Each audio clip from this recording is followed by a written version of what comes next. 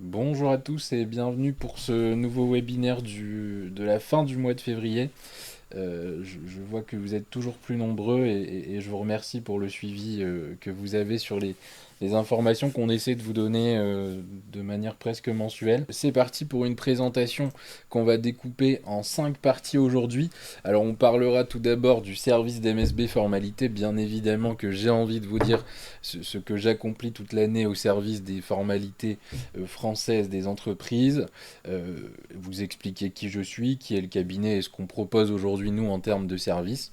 On parlera du RNE qui est le sujet phare du moment avec les blocages, la manière dont il faut travailler dessus et ce qui est attendu.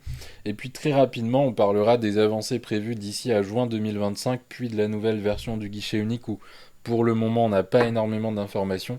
Et enfin, ce que je vous annonçais en début de webinaire, la partie tips et astuces de formalité pour toujours être plus compétent, plus éclairé sur la manière dont on peut passer à droite ou à gauche dans une formalité et aussi parfois quand on a des blocages, comprendre comment on va pouvoir passer au travers ou justifier d'une demande qui nous est faite. C'est parti, on y va. Alors qui suis-je?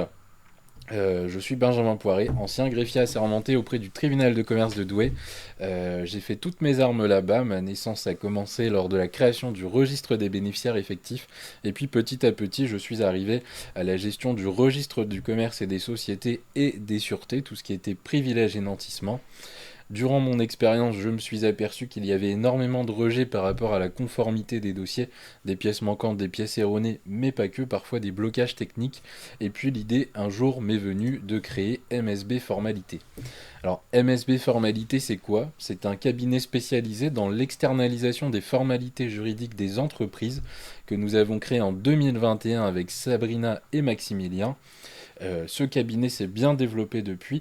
Notre spécificité à nous, c'est que nous travaillons exclusivement pour les professionnels du droit et du chiffre. Nous ne travaillons pas avec les entreprises en direct, sauf les directions juridiques.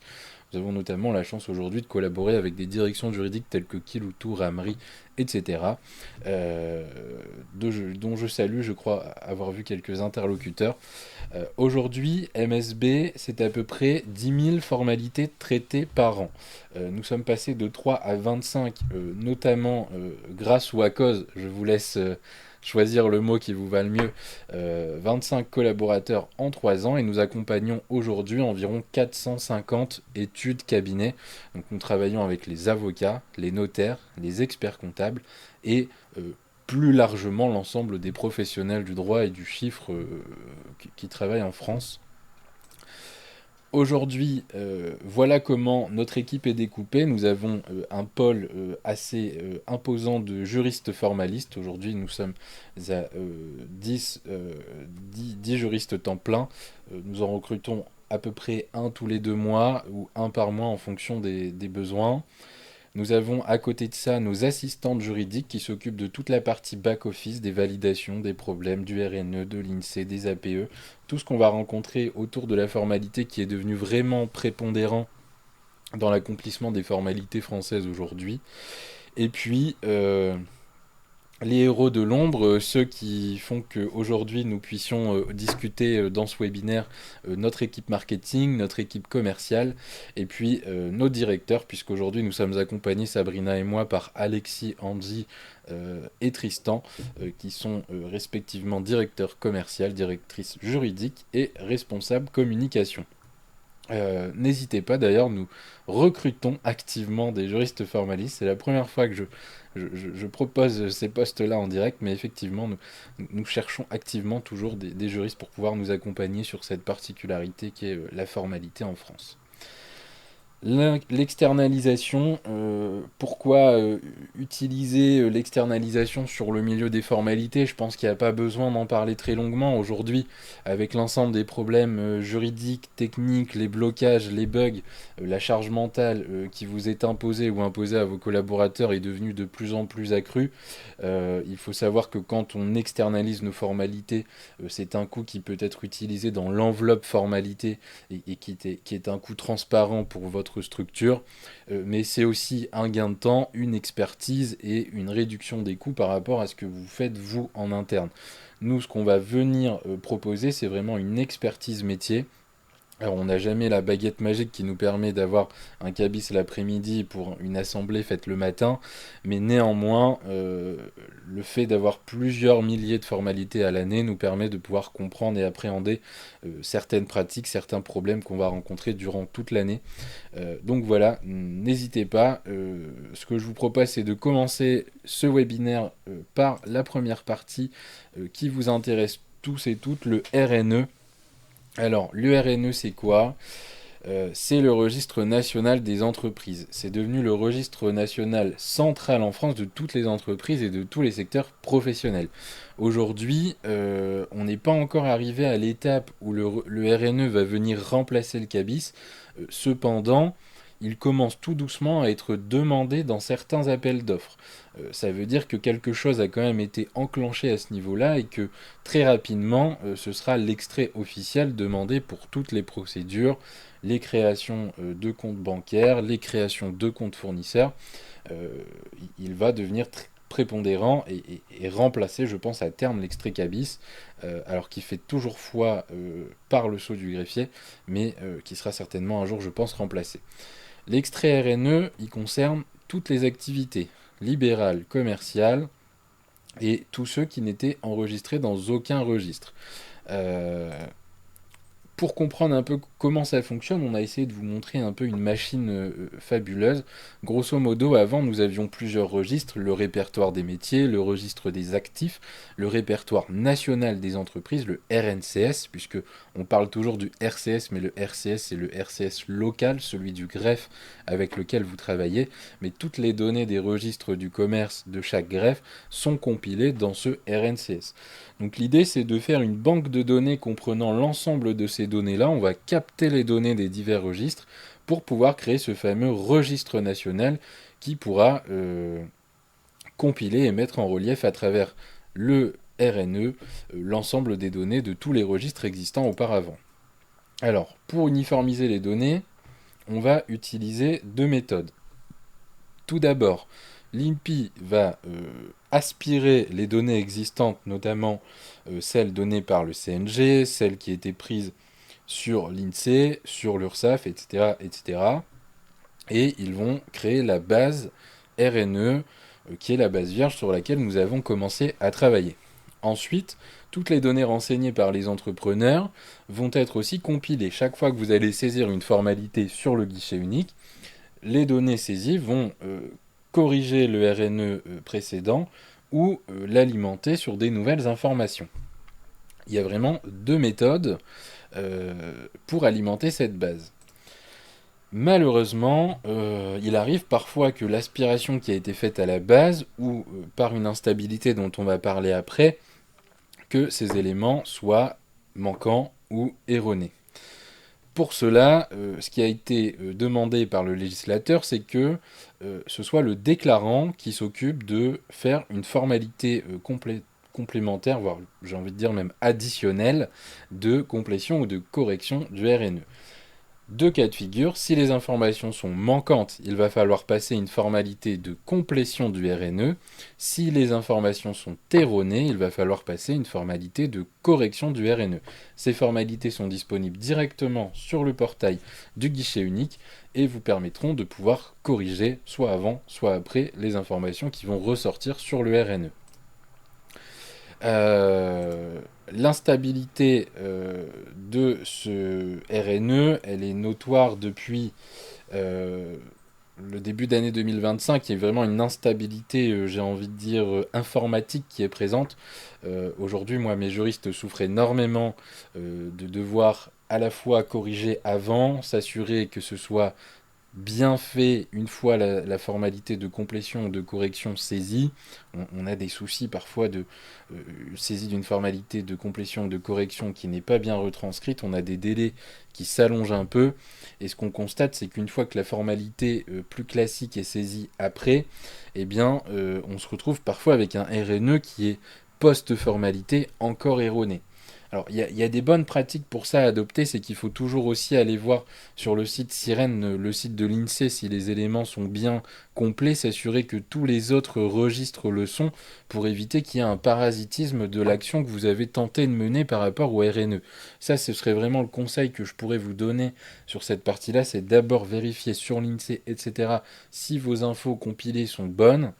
Si ce n'est pas le cas, corrigez d'abord les avis INSEE et ensuite vous allez pouvoir faire votre formalité de complétion ou de correction qui vous permettra de pouvoir avoir un avis correct. Il faut savoir qu'il y a aussi un souci sur les délais. Les délais de validation par l'INPI se sont allongés. Là où on attendait 24 à 48 heures avant, désormais on peut attendre 2 à 3 semaines sur certains dossiers. Alors il existe des procédures de déblocage avec l'organisme de secours qui est toujours présent autour de nous, mais de manière générale en saisissant l'INPI, alors je vous expliquerai après, ils sont en train de modifier un peu la façon de procéder avec le standard téléphonique, etc. Mais il y a normalement toujours à peu près moyen de pouvoir avoir cette complétion au bout d'un moment si un caractère d'urgence venait à se déclarer. Alors je vois une question de Dominique Gevray que je salue qui nous demande comment fait-on pour corriger les infos sur l'INSEE. En fait, il suffit de les contacter. Il y a un formulaire de contact sur le site de l'INSEE qui vous permet de les contacter et de demander la modification. On va avoir les modifications par rapport au code APE, les modifications par rapport à la nomenclature des activités ou parfois même par rapport aux catégorisations s'il y a eu un problème. Les avancées prévues d'ici à fin juin 2025. Alors pour certains, j'imagine que vous avez pu vous rendre à la Formatech le 6 février dernier à Paris. Alors la Formatech, c'est quoi? C'est un événement qui avait été organisé par nos amis de Legal Vision, que je salue aussi, avec qui on échange toute l'année, nos confrères. Et lors de cet événement, Monsieur Godefroy Leménager, qui est responsable de l'architecture du guichet unique, était présent et a pu nous donner quelques informations, notamment sur les statistiques qui ont été données par rapport au nombre de formalités saisies, mais aussi nous teaser un peu quelques évolutions qu'on va pouvoir connaître d'ici au mois de juin 2025. Alors grosso modo, qu'est-ce qu'il faut retenir par rapport au guichet unique? C'est qu'il y a à peu près 5000 créations par jour, 5400 modifications, 2825 cessations et un chiffre assez important, 5000 appels par jour traités. Donc un appel pour 2 formalités saisies. C'est quand même un nombre saisissant qui veut dire que pour euh, une formalité sur 2, vous avez un souci qui déclenche un appel auprès des services de l'INPI. Ce qui a été dit, c'est qu'ils allaient essayer de travailler sur une augmentation de l'ergonomie, sur une augmentation de l'assistance téléphonique. Alors on nous parle d'une priorisation d'appels, un niveau 1, un niveau 2, un niveau 3. On peut penser, supposer que ce serait des niveaux d'urgence ou des niveaux d'importance. On a tous été victimes d'une SCI à immatriculer avec un prêt jouant des sommes très importantes pour lesquelles ils nous font un blocage quasi instantané, chose qu'on n'arrivait plus à avoir, sauf en passant par les organismes de secours. On nous a parlé de la priorisation du RNE. Alors le RNE serait l'enjeu numéro 1 du guichet unique pour 2025. Pourquoi? Parce que on vient d'en parler, l'instabilité, ça revient sans cesse, c'est un élément bloquant. La plupart des personnes qui travaillent sur le guichet unique ont dû rajouter des frais de dossier. On doit sans cesse commander des extraits cabis pour s'assurer de la certification des données. Et d'ailleurs, je salue nos amis greffiers qui n'ont jamais failli par rapport à la véracité des données qu'ils apposent en leur qualité, mais nous sommes obligés sans cesse de commander des extraits cabis pour pouvoir travailler correctement sur les éléments renseignés pour les sociétés sur lesquelles on va travailler. On nous parle de la création des API, alors ça parle un peu moins de monde, mais ça va vous permettre de brancher les solutions existantes du guichet unique sur les solutions métiers que vous utilisez, chacun à sa manière, notaire, avocat, expert comptable, et surtout une synchronisation, alors ça on l'attend comme le Saint Graal, la synchronisation du RNE avec les données des CNGTC, du CNGTC, donc le CNGTC, c'est quoi? C'est le Conseil national des greffiers des tribunaux de commerce qui va venir épauler le guichet unique afin de lui transmettre les bonnes informations, puisque je le rappelle, la base RNCS est à jour depuis des dizaines d'années, elle est quasiment infaillible, et si le guichet unique pouvait l'utiliser pour les informations de nos sociétés, eh ben, les problèmes seraient très très vite réglés. Alors, concrètement, quels vont être les avancements prévus pour février? Alors, février, il y en a qui ont déjà été mis en place, vous avez dû en voir. Je pense notamment à l'interface, l'ergonomie du portail qui a été vachement améliorée. Alors, vachement, je vous laisse mesurer mon propos ou pas en fonction de votre ressenti. On va aussi parler de l'accès au brouillon qui est quelque chose de simplifié, de la refonte des infobulles, des infos plus claires, plus d'informations, et un gros sujet de RGPD, de conformité par rapport aux données privées acquises par le RNE, avec un système d'options à ressaisir en cas d'erreur. Pour fin mars, refonte des abréviations, donc plus d'accessibilité, suppression de certaines abréviations sur le portail, les inscriptions d'office pour les greffes sur le guichet unique, et la possibilité de transférer les dossiers d'un compte utilisateur à un autre dans une même organisation. Alors ça, c'était un sujet qui était assez prépondérant, puisque encore hier, je me suis rendu à Reims afin de faire une présentation à plusieurs notaires au siège de l'Union que je salue.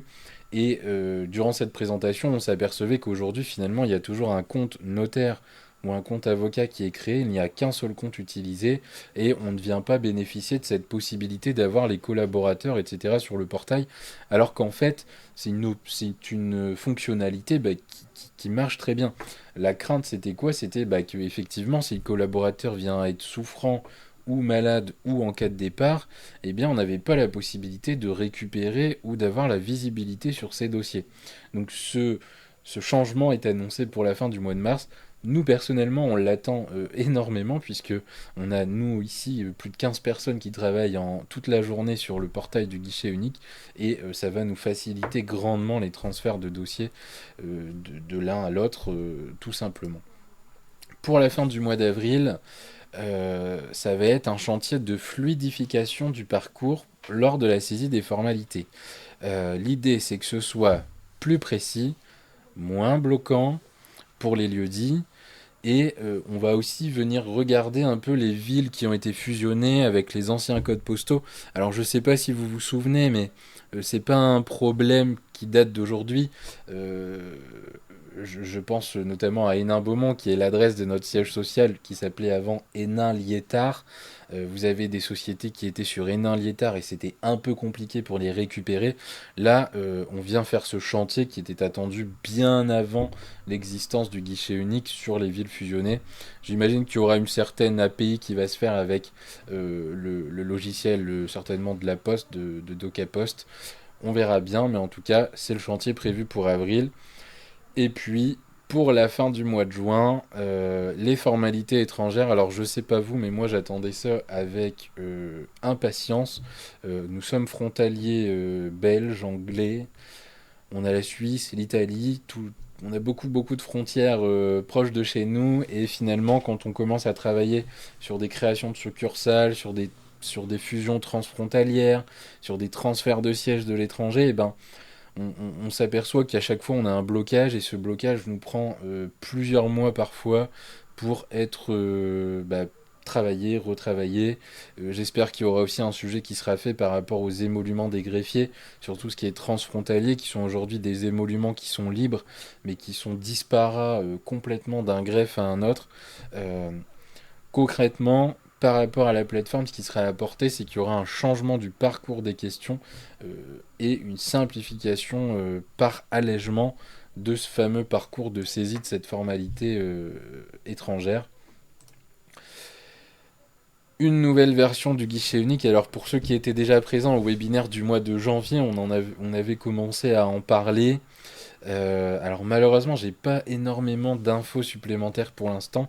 Ce guichet V2.0 est toujours attendu pour le milieu de l'année 2025. Donc c'était un communiqué de presse qui avait été fait le 11 décembre 2024, où on nous avait dit que, compte tenu des allers-retours, de l'intervention des utilisateurs, des fédérations professionnelles comme Impact, alors que je salue. Impact est une association de mandataires à laquelle nous adhérons chez MSB qui centralise certains des plus gros faiseurs en termes de formalités.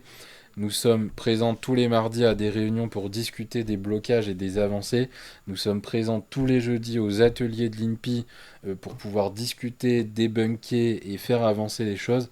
Nous ne sommes pas la seule, il y a d'autres associations qui proposent aussi ça, mais ce travail est essentiel parce qu'il permet de pouvoir faire avancer le guichet unique. On était présent avant qu'il soit mis en place en 2023, nous sommes toujours présents et nous le serons encore pour des années, j'imagine.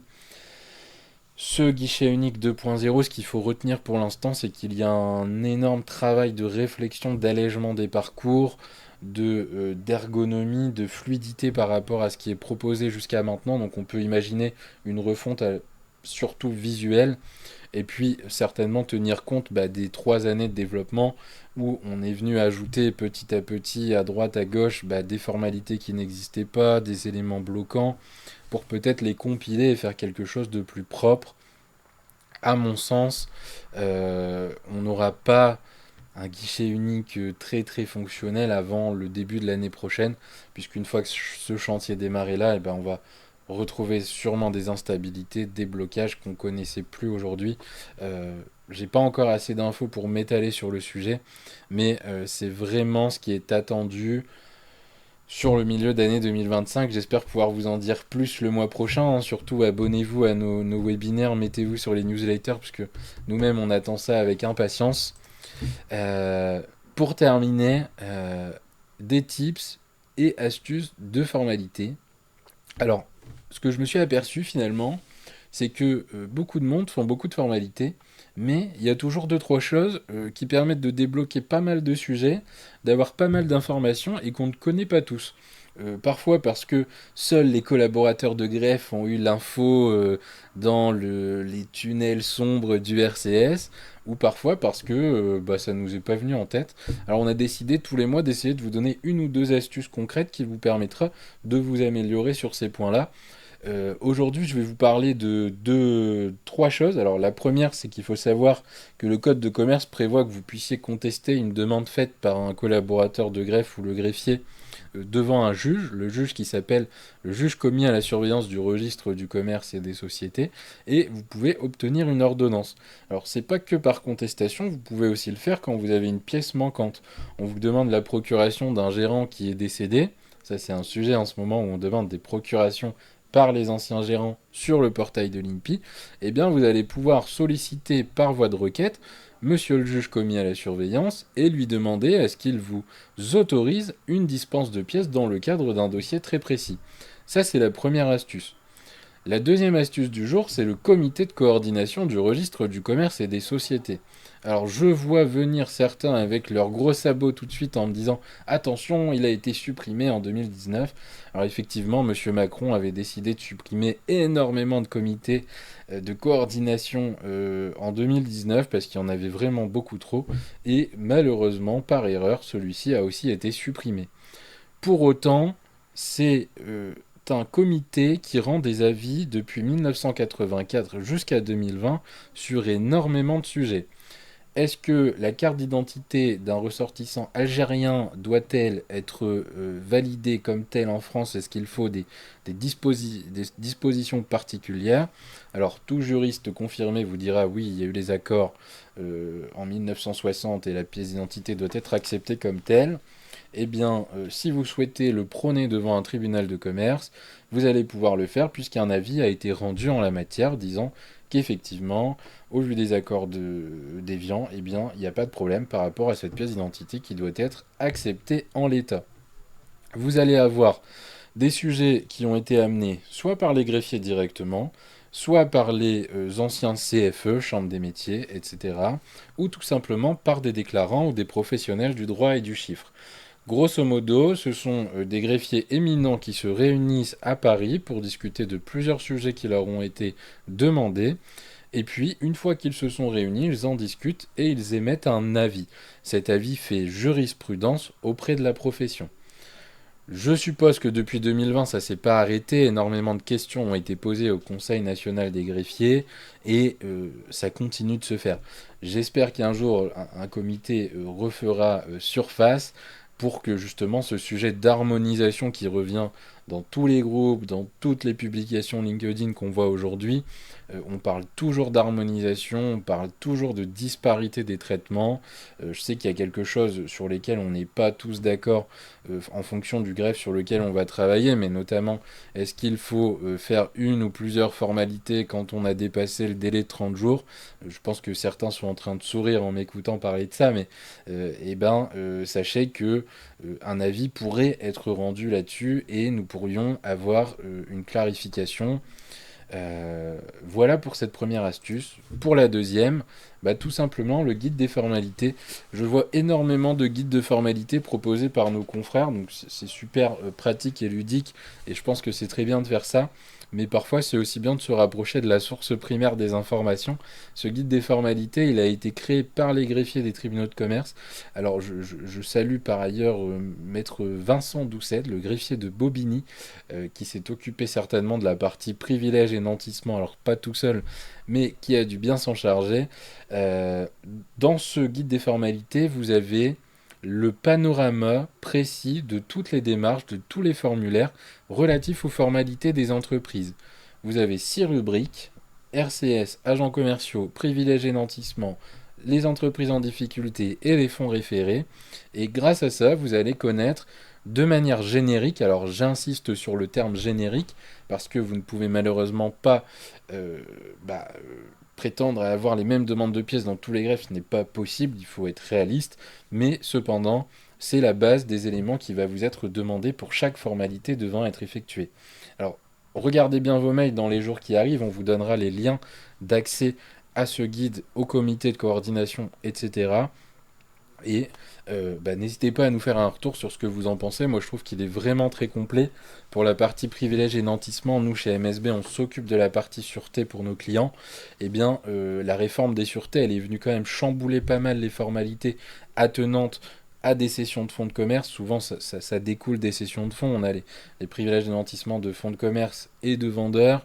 On a tout ce qui est crédit bail. Il y a vraiment pas mal d'inscriptions qui doivent être prises et qui ont été un peu chamboulés par la réforme des sûretés. Donc vous avez cet accès privilégié nantissement qui a été refondu, qui est super complet. Et puis j'en profite de faire un instant pub pour notre ami Vincent Doucet qui lui-même a édité un ouvrage sur la réforme des sûretés qui est très très complet et je vous invite à lire ou commander si vous êtes sur les sûretés puisque nous c'est aujourd'hui la Bible qu'on utilise pour être sûr de nous dans ces formalités. J'en ai fini pour cette présentation. Merci beaucoup d'y avoir assisté. Alors je vous avais dit aujourd'hui une vingtaine de minutes. Il n'y a pas eu énormément de nouvelles informations, mais je pensais que c'était important de pouvoir vous dire concrètement ce qui va se passer en détail. Je vois une question de Stéphanie Bossy qui nous demande si c'est payant une requête juge commissaire du greffe du tribunal de commerce. Alors, si c'est le juge commis à la surveillance du registre du commerce et des sociétés, le juge commis, oui, la requête est payante. En général, c'est une trentaine d'euros. Ça peut changer. Alors, vous dire qu'est-ce qui change, là comme ça, je ne saurais pas vous dire. Ça peut changer de quelques euros, mais grosso modo, il faut s'attendre à une trentaine d'euros. Vous déposez la requête auprès du greffe du tribunal de commerce et puis en fonction des greffes, vous avez souvent l'ordonnance soit dans la semaine, soit au bout de 2-3 semaines. Mais ça vous permet d'avoir une ordonnance qui va statuer. Alors, pour ceux qui travaillent sur des SCI, notamment, je pense à nos amis notaires, parfois vous devez travailler avec des personnes qui sont décédées, sur des SCI qui sont très âgées, qui sont elles-mêmes pas à jour, et on se retrouve à un moment à se dire, comment on va faire pour mettre notre ami qui est décédé sur un acte, sur une procuration, d'une formalité à laquelle il avait participé. Il n'y a pas de mystère. Quand c'est ça, il faut saisir le juge. Alors, en matière civile, attention, le juge commis, ce n'est plus au tribunal de commerce, c'est au tribunal judiciaire. Société commerciale, tribunal de commerce. Société civile, tribunal judiciaire. Mais le fonctionnement est le même. Vous déposez une requête et vous avez une ordonnance. Voilà pour ça. Alors, est-ce qu'il y a des questions? N'hésitez pas, avant que nous nous quittions. Euh, j'ai l'impression d'avoir été assez complet aujourd'hui, puisque nous avons peu de questions par rapport à d'habitude. Grosso modo, on va essayer de se donner rendez-vous d'ici 3 à 4 semaines, on va essayer d'évaluer un peu les évolutions. On va mettre nos capteurs sur ce qui va un peu varier d'ici au mois prochain pour pouvoir vous dire ce qui se passe concrètement. On est dans une phase où l'INPI réfléchit beaucoup en ce moment, donc on n'a pas énormément de nouveautés à donner, mais dans tous les cas, on essaiera de pivoter pour pouvoir vous proposer des astuces, comment débloquer tel dossier, comment est-ce qu'on peut s'en sortir sur telle problématique, des problématiques qui nous sont remontées tous les jours. Et puis, restez connectés sur les réseaux. Nous sommes présents sur LinkedIn, on sera présent bientôt sur YouTube. Ça, c'est la toute nouveauté. Il y aura des réels, je ne sais plus comment on appelle ça sur TikTok, mais des shorts, des vidéos shorts sur des sujets. Et puis, nous avons toujours la newsletter, le blog du site internet. Restez connectés puisque nous avons toujours à cœur de pouvoir vous donner la meilleure information possible. Nous sommes tous dans la même problématique, donc il faut pouvoir s'entraider. Alors je vois une question de Kevin que je salue, Kevin Lanoé. Bonjour Benjamin, as-tu une info sur les transferts de compte France Connect Plus? Alors non, malheureusement, on n'a pas trop d'infos là-dessus. J'imagine que ça va se faire en dehors de l'espace guichet unique, puisque les transferts de dossiers entre utilisateurs, eux, seront vraiment dans l'espace administrateur du portail. Pour les transferts de compte France Connect, il faudrait plutôt se rapprocher de l'entité qui s'occupe de ça. Ce que je peux te proposer, c'est de nous renseigner et puis te faire un mail directement d'ici, je pense, le début de semaine prochaine pour te donner la procédure si elle existe ou en tout cas les informations. Est-ce que ça te convient? Super.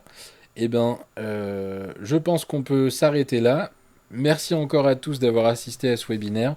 Restez connectés et je vous dis au mois prochain. À bientôt.